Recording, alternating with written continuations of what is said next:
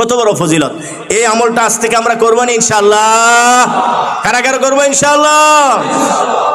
এবার আসেন আমার তৃতীয় নাম্বার বাগের আলোচনায় চলে যাচ্ছি। তৃতীয় বাগের আলোচনা, এটা কয় নাম্বার বাগ গেল?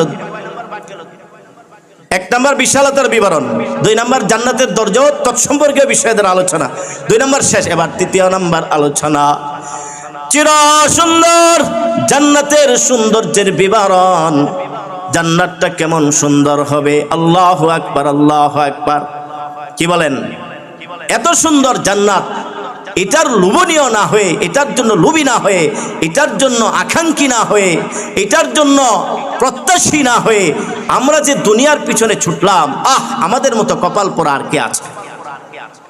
মুহতারাম হাজিরিন, এখানেও 10টা আলোচনা আছে চির সুন্দর জান্নাতের, চির সৌন্দর্যের বিবরণের মধ্যে 10টা আলোচনা আছে।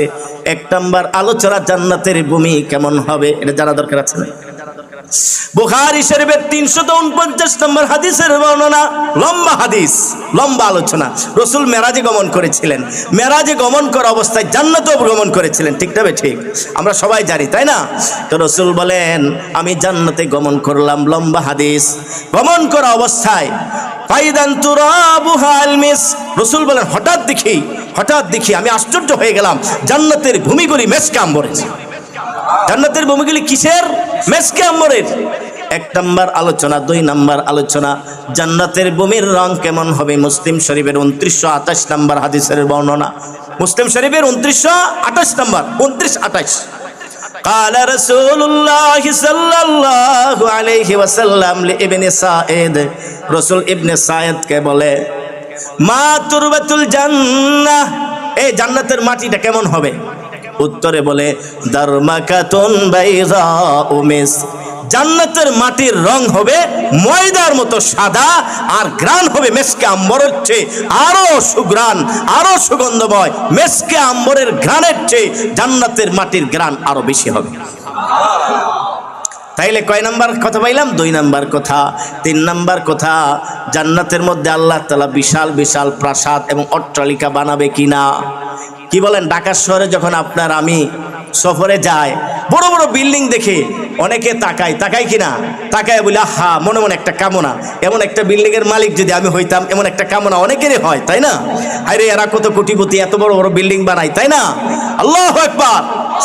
মুহতারাম হাজিরিন, দুনিয়ার এই বিল্ডিং হলো ক্ষণস্থায়ী, পচা। দুনিয়ার এই বিল্ডিং কি চিরস্থায়ী না পচা? স্থায়ী না ক্ষণস্থায়ী? চিরস্থায়ী না অতি ক্ষণস্থায়ী? ছোট না বড়? জান্নাতের বিল্ডিং শুধু এত ছোট হবে না, জান্নাতের পরিধি, সর্বনিম্ন জান্নাতের পরিধি যদি 10 দুনিয়ার সমান হয়, তাইলে সেই জান্নাতের ভবনগুলি কি দুনিয়ার ভবনের মতো হবে, নাকি হাজার হাজার তলা বিশিষ্ট হবে? আল্লাহু আকবার। সূরা তাওবার 27 নম্বর আয়াতের ঘোষণা, আল্লাহ বলেন ওয়াল্লাযীনা আমানু ওয়া আমিলুস সালিহাত লানুবাউবিআন্নাহুম মিনাল জান্নাহ, যারা ঈমান এনেছে এবং নেক কাজ করেছে। শর্ত কয়টা? কথা বলতে হবে, শর্ত কয়টা?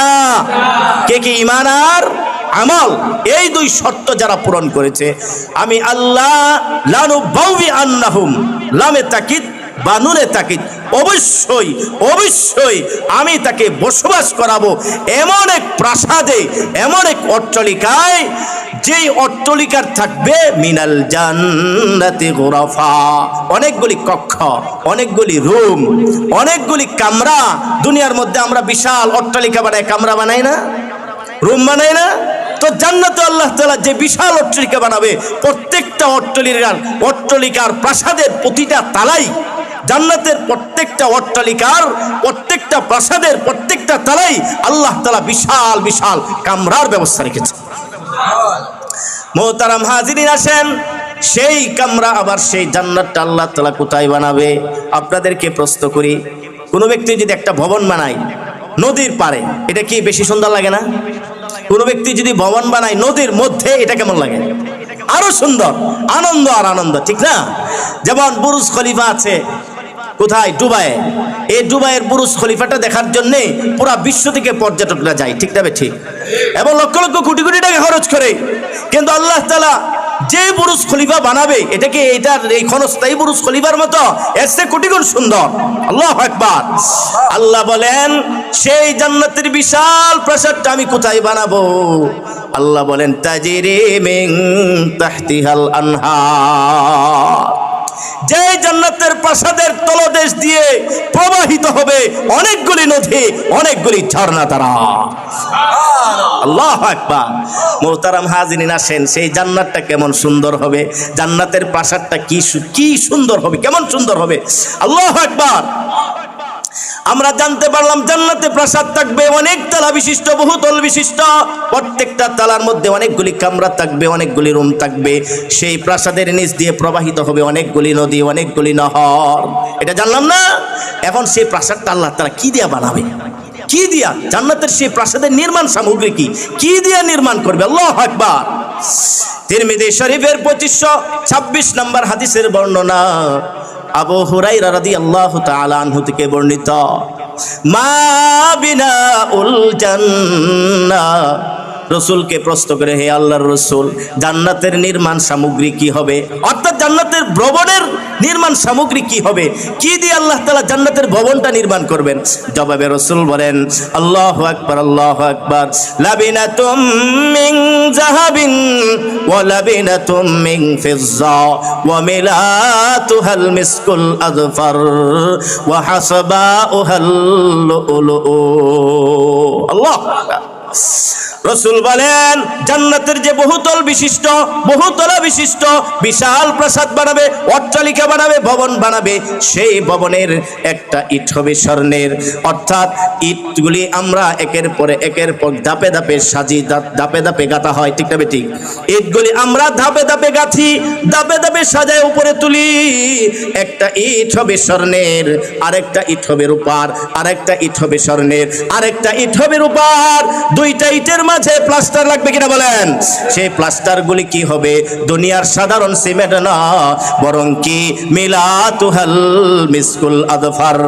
দুইটা ইটের মাঝে প্লাস্টার হবে মৃগনাভি মেসকে আম্বরের যে সুগন্ধিময় মেস্ক, মিলাতুহাল মিসকুল আযফার, সুগন্ধিময় মেসকে আম্বর হবে। দুই ইটের প্লাস্টার। এখন কঙ্কর লাগবে কিনা?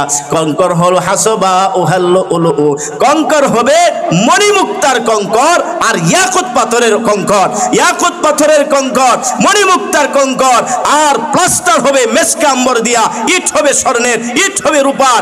এই আল্লাহু আকবার, মহা সৌন্দর্যের এই চার জিনিস দিয়া আল্লাহ তাআলা জান্নাতের প্রাসাদটা নির্মাণ করেন। সুবহানাল্লাহ।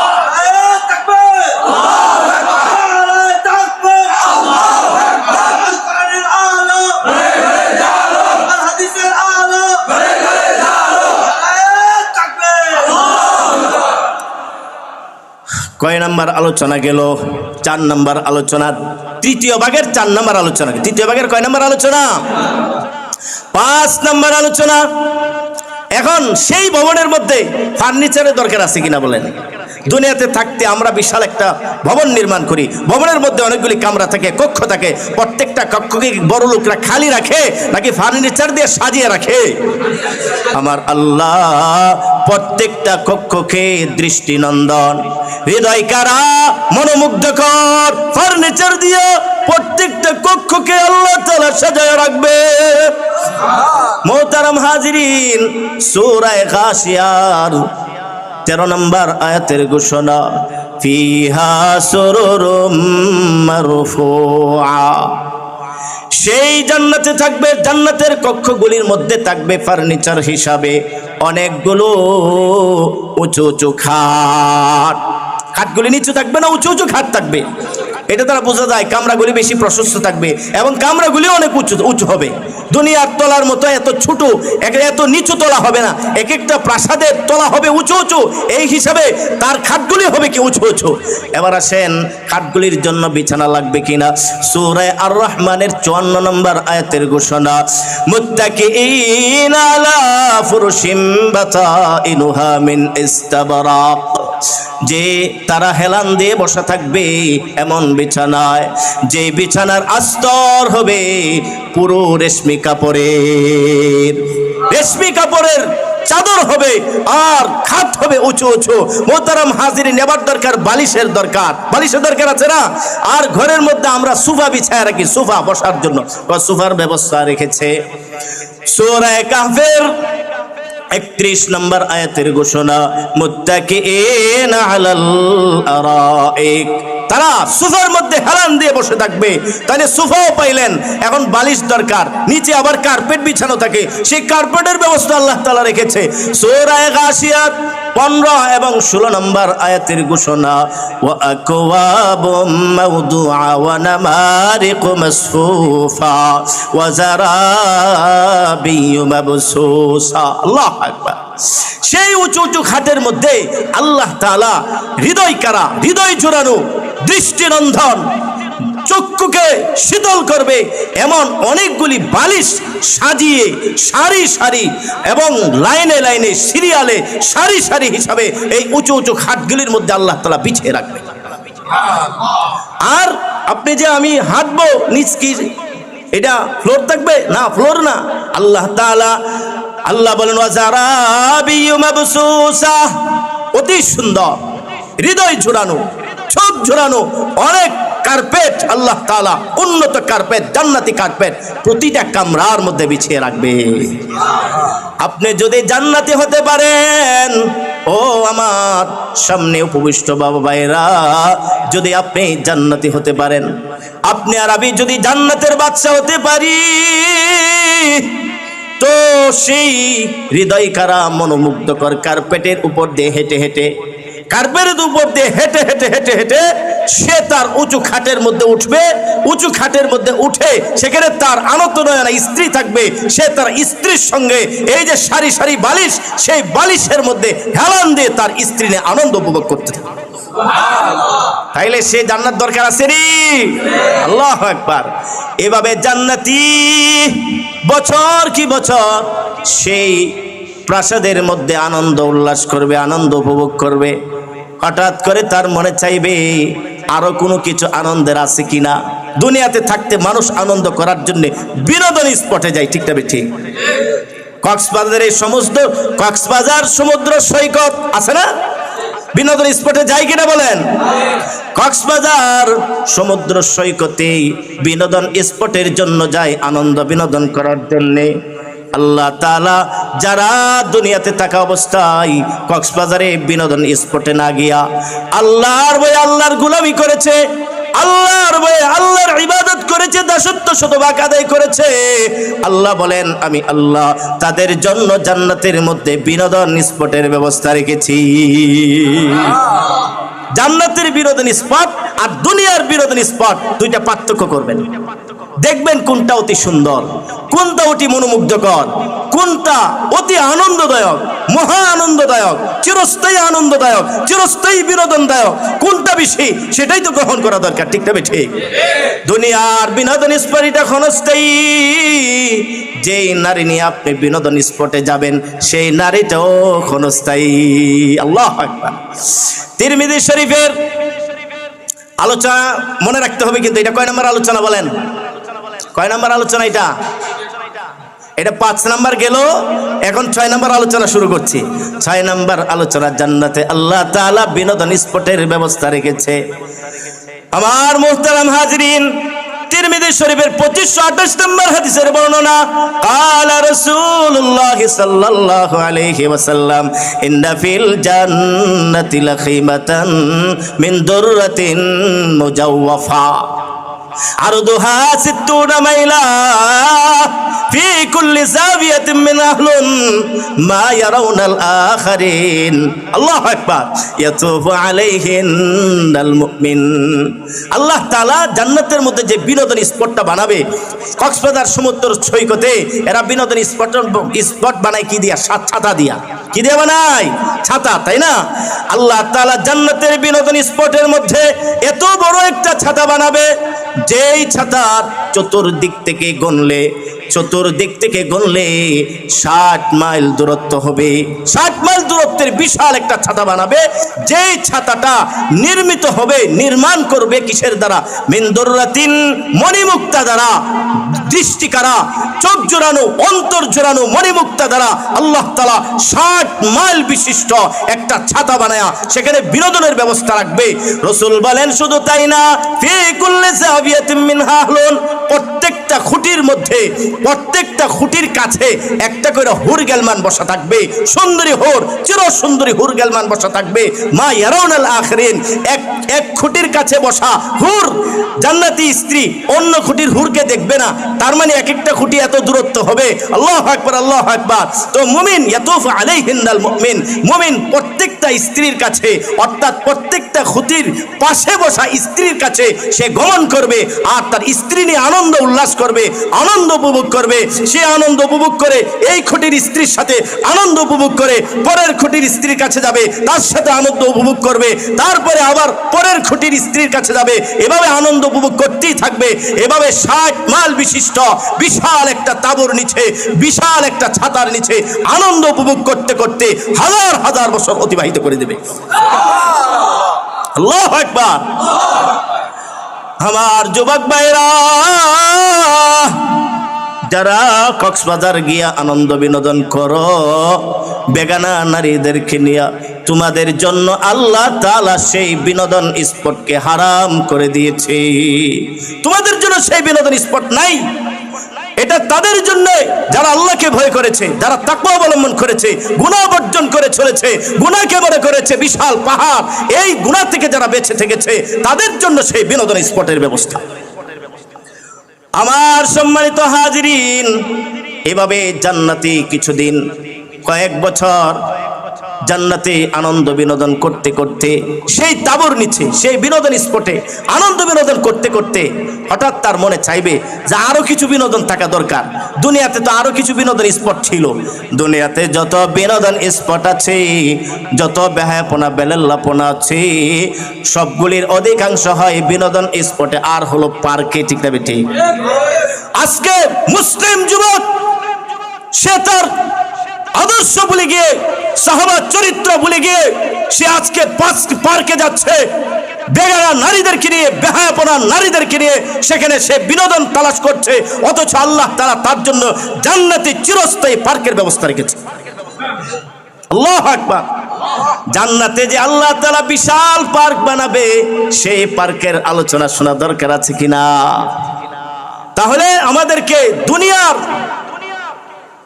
এই চাকচিক্যময় পার্ক থেকে দৃষ্টিকে ফিরিয়ে রাখতে হবে। এটা হলো ক্ষণস্থায়ী, আজকে আছে কালকে নাই। ঠিক না বেটি?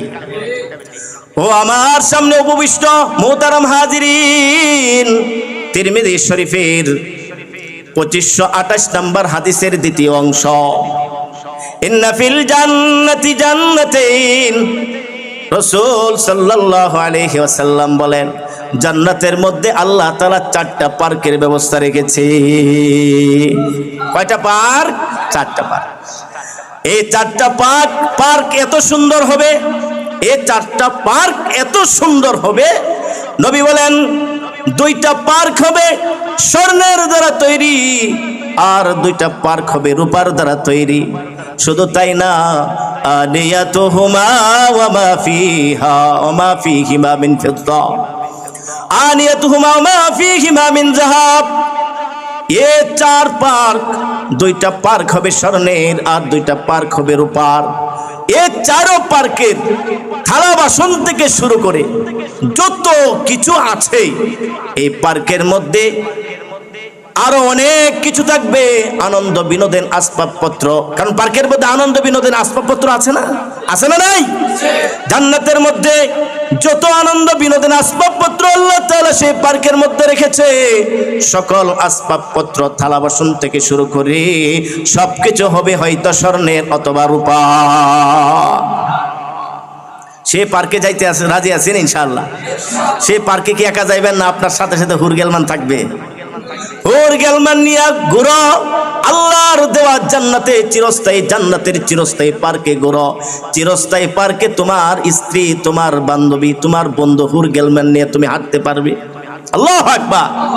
তারে যাইতে রাজি আছেন ইনশাআল্লাহ? তিরমিজি শরীফের 2525 নম্বর হাদিসের বর্ণনা, সেই পার্কের মধ্যে যতগুলি বৃক্ষ হবে, যতগুলি গাছ হবে, সকল গাছগুলির গোড়া হবে স্বর্ণ দ্বারা তৈরি। قال رسول الله صلى الله عليه وسلم ما في الجنة شجرة إلا وساقها من ذهب। সে পার্কের সেই বাগানের যত বৃক্ষ হবে সকল বৃক্ষ হবে হলো স্বর্ণের, বিশেষ করে গোড়াগুলি হবে, সেই বৃক্ষের গোড়াগুলি হবে স্বর্ণ দ্বারা তৈরি, স্বর্ণের তৈরি বৃক্ষ। আল্লাহু আকবার। কয় নম্বর আলোচনা গেল? 8 নম্বর আলোচনা চলে গেল। কয় নম্বর আলোচনা? 8 নম্বর। 9 নম্বর আলোচনায় চলে এসেছি।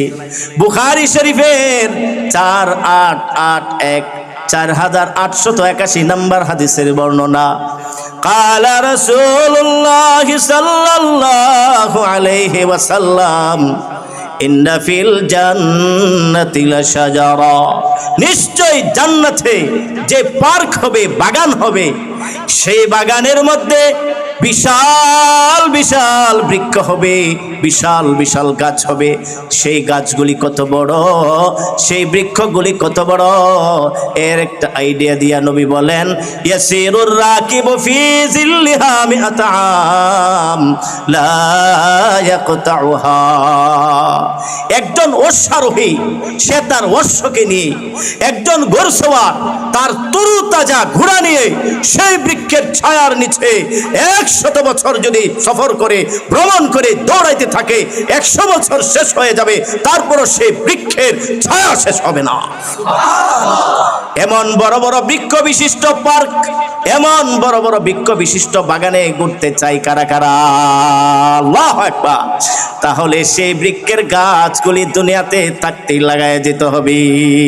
গাছগুলি কোথায় থাকতে লাগাইতে হবে বলেন? মৃত্যুর পরে না দুনিয়াতে বলেন? এখন গাছ লাগাইতে রাজি আছেন ইনশাআল্লাহ?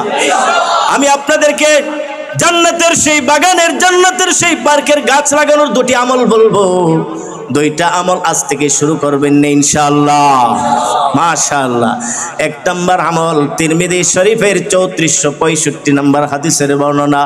قال رسول الله صلى الله عليه وسلم من قال سبحان الله العظيم وبحمده إلا غرست له شجرة في الجنة। তোমাদের মধ্য থেকে যেই ব্যক্তি পাঠ করে সুবহানাল্লাহিল আযীম ওয়া বিহামদি, এই কালিমাটা পাঠ করার সঙ্গে সঙ্গে তার জন্য জান্নাতের সেই বিশাল বাগানে একটি গাছ লাগায় দেওয়া হয়। ইবনে মাজাহ শরীফের 3807 নম্বর হাদিসের বর্ণনা। আন আবি হুরায়রা রাদিয়াল্লাহু আনহু। 2 নম্বর আমল বলতেছি। আন আবি হুরায়রা রাদিয়াল্লাহু আনহু আন্না রাসূলুল্লাহি সাল্লাল্লাহু আলাইহি ওয়াসাল্লাম মাররা বিহি। হযরত আবু হুরায়রা রাদিয়াল্লাহু আনহু থেকে বর্ণিত, একবার রাসূল করিম সাল্লাল্লাহু আলাইহি ওয়াসাল্লাম তার পাশ দিয়ে ভ্রমণ করতেছিলেন, অতিক্রম করতেছিলেন। কার পাশ দিয়ে বলেন? কার পাশ দিয়ে? হযরতে আবু হুরায়রা। ওয়া হুয়া ইয়াগরিসু গিরাসা। এমত অবস্থায় আবু হুরায়রা রাদিয়াল্লাহু আনহু বৃক্ষরোপণ করতেছিলেন, গাছ লাগাইতেছিলেন, চারা লাগাইতেছিলেন। নবী বললেন মাল্লাযী তাগরিসু ইয়া আবু হুরায়রা। হে আবু হুরায়রা, তুমি কি রোপণ করছো? তুমি কি লাগাচ্ছ? জবাবে বলেন আগরিসু গিরাসান লি। আমি বৃক্ষরোপণ করছি, গাছ লাগাইতেছি। তখন জবাবে রাসূল বললেন সাল্লাল্লাহু আলাইহি ওয়াসাল্লাম আলা আদাল্লুকা আলা গিরাসিন খায়রিন লাকা মিন হাদা। ক্বালা নাআম ক্বালা বালা। রাসূল বললেন তোমাকে কি আমি সন্ধান দিব না? তোমাকে কি আমি জানাবো না, সন্ধান দিব না সেই বৃক্ষরোপণের, যেই বৃক্ষরোপণটা তোমার এই বৃক্ষরোপণের চেয়ে আরো অধিক শ্রেষ্ঠ, আরো অধিক কল্যাণকর, আরো অধিক উপকারী এমন একটা বৃক্ষরোপণের সন্ধানকে আমি তোমাকে দিব না? কি বলেন? এমন কথাটা যদি আমাদেরকে বলে আমরা কি বলবো? নাম বালা, কি বলেন? তাই না? আবু হুরায়রা বলে, হ্যাঁ অবশ্যই সেটার সন্ধান আমাকে দেবেন, সেটার সন্ধান আমাকে দেন। তখন রাসূল জবাবে বলেন, কুল সুবহানাল্লাহ ওয়ালহামদুলিল্লাহ ওয়ালা ইলাহা ইল্লাল্লাহ আল্লাহু আকবার। কয়েকবার পড়েন, সুবহানাল্লাহ ওয়ালহামদুলিল্লাহ ওয়ালা ইলাহা ইল্লাল্লাহ আল্লাহু আকবার। সুবহানাল্লাহ ওয়ালহামদুলিল্লাহ ওয়ালা ইলাহা ইল্লাল্লাহ আল্লাহু আকবার। এভাবে রাসূল বলেন, এগুলি তুমি পাঠ করো, তো কি লাভ, কি ফায়দা, কিভাবে শ্রেষ্ঠত্ব হবে, কিভাবে শ্রেষ্ঠ হবে? রাসূল জবাবে বলেন, ইউরাসু লাকা বিকুল্লি ওয়াহিদাতিন শাজারাতুন ফিল জান্নাহ। ও আবু হুরায়রা শুনো, এই যে কালিমাগুলি পাঠ করলা, এই কালিমা চারটা যে পাঠ করলা, এই কালিমার প্রত্যেকটার বিনিময়ে আল্লাহ তাআলা তোমার জন্য বিশাল একটা বৃক্ষ, বিশাল একটা চারাগাছ, বিশাল একটা বৃক্ষ জান্নাতের সেই বাগানে রোপণ করে দিবে। তাইলে আমরা যে এতক্ষণ পড়লাম, আমাদের প্রত্যেকটার বিনিময়ে জান্নাত থেকে একটা বিজ্ঞাপন হয়ে গেছে কিনা, কি বলেন? গাছ লাগাই গেছে। আল্লাহু আকবার। আলোচনা নাম্বার কয় গেল? 10 নাম্বার আলোচনা শেষ। কত নাম্বার পয়েন্ট? 3 নাম্বার পয়েন্টে 10টা আলোচনা শেষ। 4 নাম্বার আলোচনা, চির সুন্দর জান্নাতের অফুরন্ত নিয়ামতের বিবরণ। অফুরন্ত নিয়ামতের বিবরণ। অফুরন্ত নিয়ামত কি জানা দরকার আছে কিনা বলেন? আসেন সর্বপ্রথম আলোচনা শুরু হোক। জান্নাতে আল্লাহ তাআলা আমাদের পোশাকটা কেমন করে বানাবে? আল্লাহ তাআলা আমাদেরকে কি পোশাক দিয়া জান্নাতে আল্লাহ তাআলা বসবাস করার ব্যবস্থা করবে? কেমন পোশাক পরিধান করাবে? আল্লাহু আকবার, আল্লাহু আকবার। সূরা হাজের 23 নম্বর আয়াতের ঘোষণা, ইন্নাল্লাহা। সূরা হাজের 23 নম্বর আয়াতের ঘোষণা, ইন্নাল্লাহা ইউদখিলুল্লাযীনা আমানু ওয়া আমিলুস সালিহাত জান্নাতিন তাজরি মিন তাহতিহাল আনহার ইউহাল্লাউনা ফিহা মিন আসাবিরা মিন যাহাবিন ওয়া লুআলুআ ওয়া লিবাসুহুম ফিহা হারির। আল্লাহ বলেন, নিশ্চয় আল্লাহ প্রবেশ করাবে, আল্লাহ প্রবেশ করাবে, দাখিল করবে ওই সকল ব্যক্তিদেরকে জান্নাতে। কেমন জান্নাতে? যে জান্নাতে অনেকগুলো ভবন হবে, যেই ভবনের নিচ দিয়ে প্রবাহিত হয় অনেকগুলি নদী। আর তাদের পোশাক কি হবে? ইউহাল্লাউনা ফিহা মিন আসাবিরা মিন যাহাবিন ওয়া লিবাসুহুম ফিহা হারির। তাদেরকে আল্লাহ তাআলা অলংকার পরাবে। সুবহানাল্লাহ। কি পরাবে? অলংকার। কিসের অলংকার? স্বর্ণের অলংকার। একটা অলংকার কানের মধ্যে পড়ায় দিবে, আরেকটা অলংকার হাতের মধ্যে পড়ায় দিবে। মোহতারাম হাজিরিন, জবাব দেন, হাতের মধ্যে কি অলংকার পরে? তার নাম কি? চড়ি, বালা। শুদ্ধ ভাষায় কি বলে? জান্নাতের